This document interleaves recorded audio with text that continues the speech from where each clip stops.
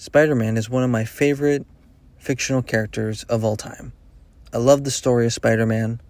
The character of him, Peter Parker, is such not only a compelling story and a story that I feel most audiences can relate to. It's also a story that's been covered a lot in movies. Obviously, we've had 3 different iterations of Spider-Man. And obviously, we have another Spider-Man movie coming out this summer, Spider-Man Brand New Day. But today, I wanted to give my own personal story for Spider-Man.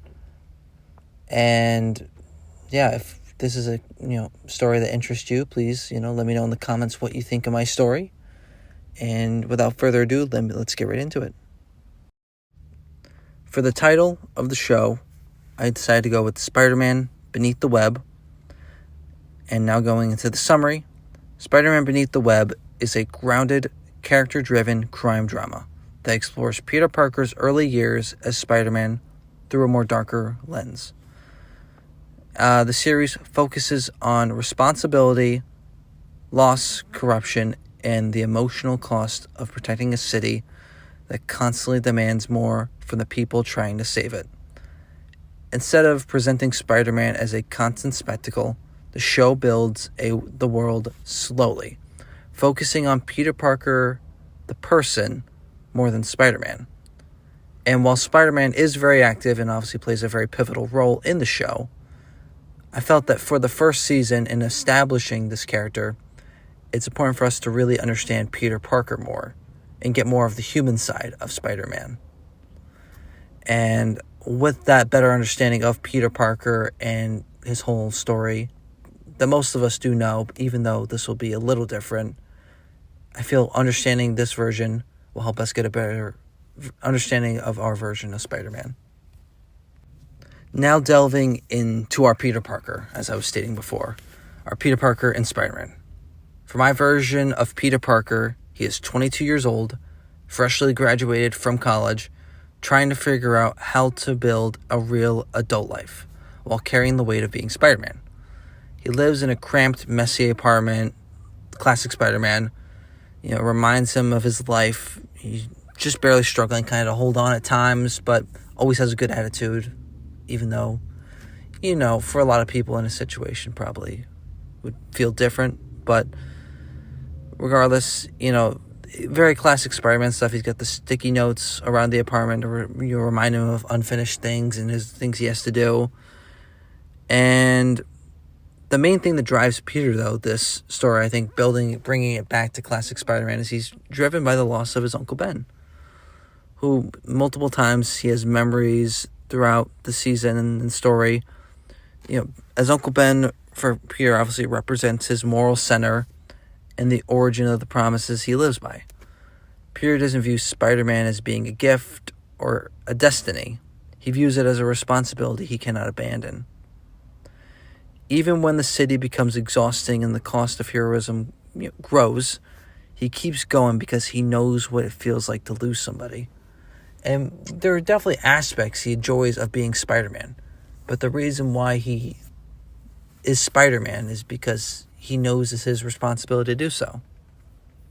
Peter believes that every person in New York is someone's family. It's someone's mother, father, brother, or sister. And he'd protect them as if they were his own. Another major point in the story is once again making New York City itself a character. New York is very important to Spider-Man and is also very important to the story. And I think that's another cool aspect and important aspect is to bring back, New York, because New York and Spider-Man really go hand in hand. Obviously, that's where the character's from. I think it's important to remind the audience and not only just show how much of a character and how much fun it is to have the character in New York City and just play around with that.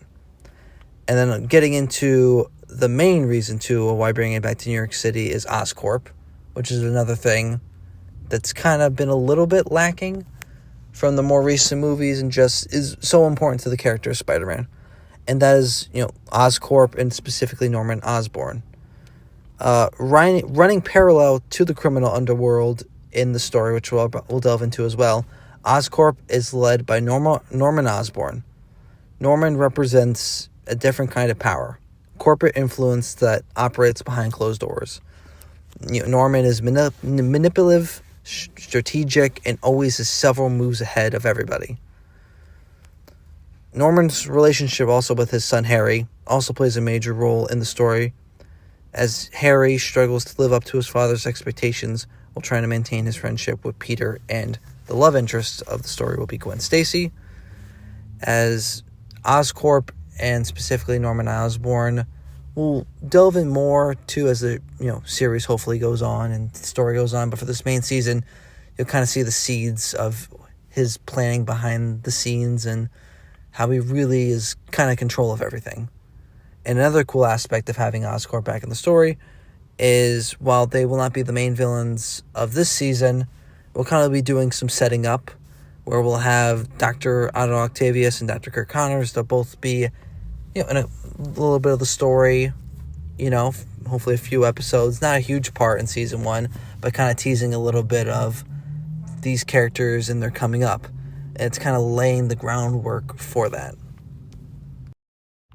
Now delving into the main villain of the story. And the main villain I decided to go with is Tombstone. And Tombstone is one, in my opinion, more underrated Spider-Man villains. But also he very much fits the tone of what I was trying to go for. And that's just really about the criminal underworld and his connection with Norman Osborn, how they kind of control two different sides of New York City, the criminal underworld and all that. But getting more into Tombstone, he will, like I said, be the main villain. And unlike other crime bosses, Tombstone doesn't rule through chaos. He rules through order. Every gang, criminal network, and illegal operation in New York ultimately answers to him.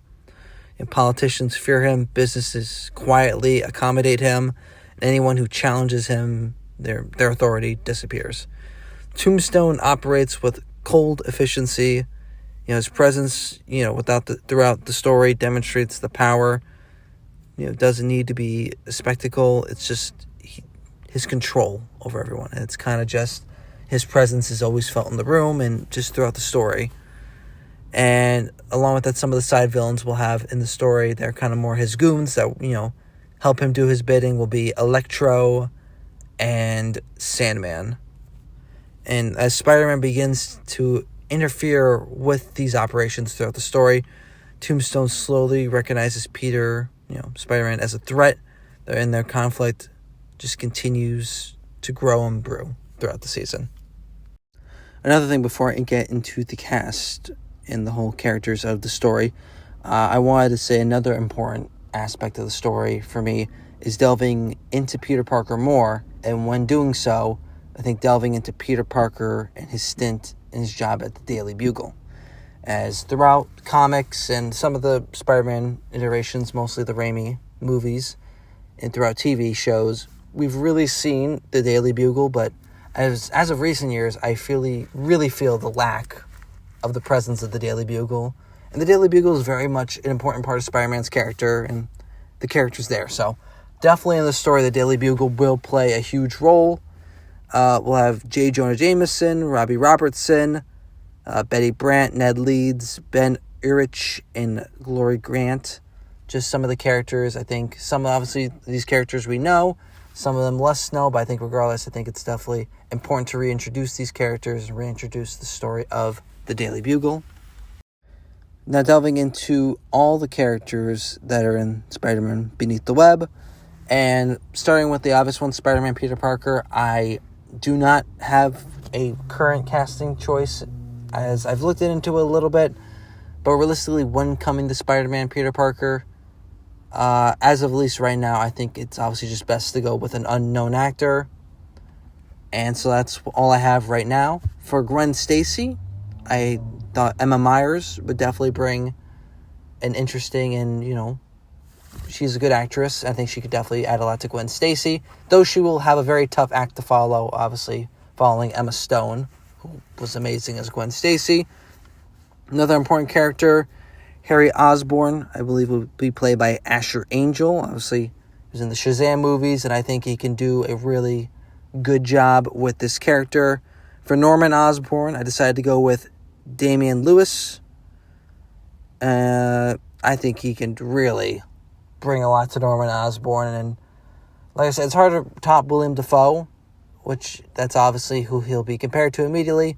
But I feel like this guy, Damian Lewis, can definitely bring something new to Norman Osborn, and I think that could be very exciting to see. Another character who will be added to the story will be the Black Cat. She will not have a huge role in the story, but we haven't really seen her, and I don't believe we've seen her at all in live action.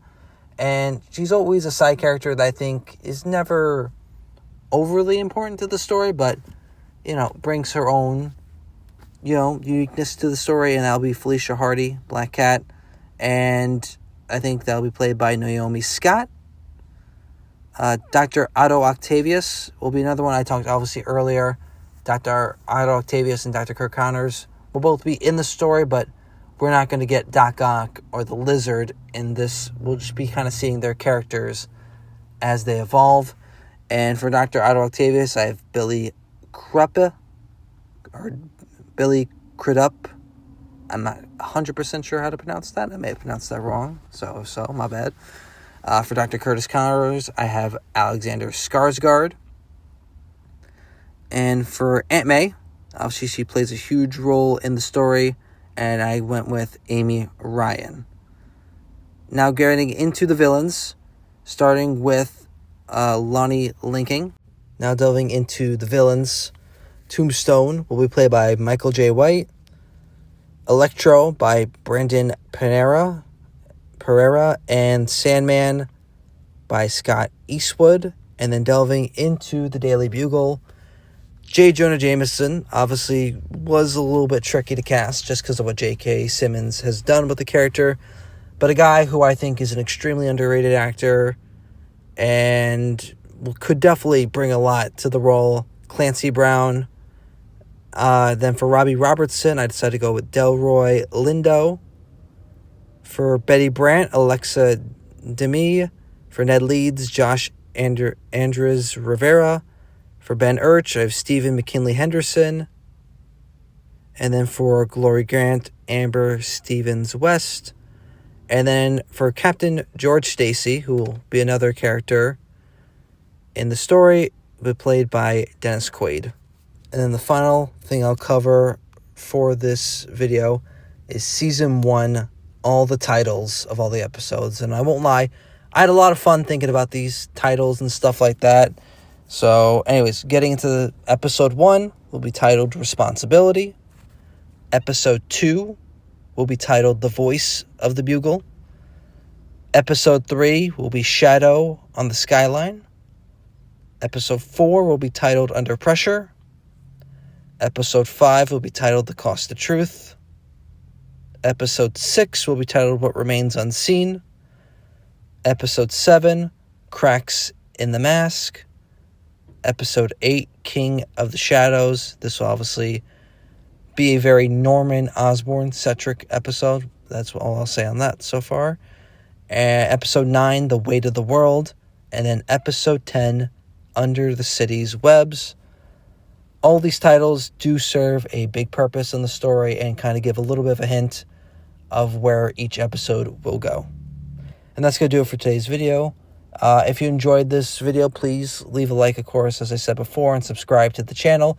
I'm trying to get more into the movie discussions idea. I really enjoyed these, so please let me know if you enjoyed as well. And also just let me know what you think of my idea. What you think of the titles, episode titles, story, all that good stuff. And let me know who would you like to see as a new Peter Parker, possibly, if you have any casting ideas. Or let me know a story that would even interest you. Leave it all in the comments below, and I'll see you in the next video.